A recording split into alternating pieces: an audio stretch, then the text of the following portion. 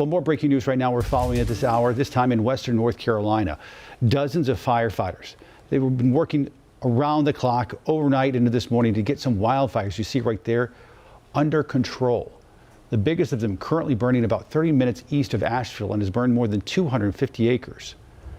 WCNC Charlotte's Richard Vane now live there this morning. He's been talking to first responders. And Richard, they told you in the last hour where things stand. Give us an update.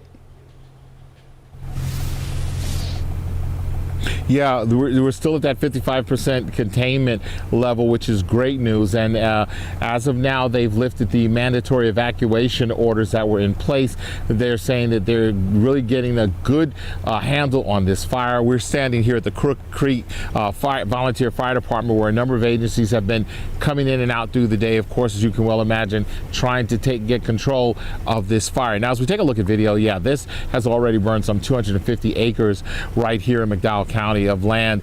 Fortunately, the thing I can tell you is that no homes were destroyed. There was one that had some damage and some outhouses were destroyed in this, but no loss of life. Nobody lost their home, which is great news. And that was under some very trying conditions. As you've heard Larry talk about wind conditions. Yesterday, the wind conditions were terrible, but they were able to, for the most part, battle it. And they had it 15% as of last night. This morning, up to 55%, which is great news. They say if the weather conditions, the winds really are as good as they are today, they expect to really get a handle and get this thing out. Now, we did mention that there were 3 fires here. We want to listen to the Emergency Management Director, Will Keller, who talked to us about the situation here this morning and where we're standing. Take a listen.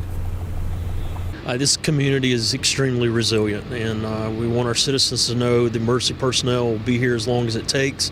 We're McDowell strong, and through Helene and the snowstorm and now the wildfires, our community continues to band together and will continue to push through.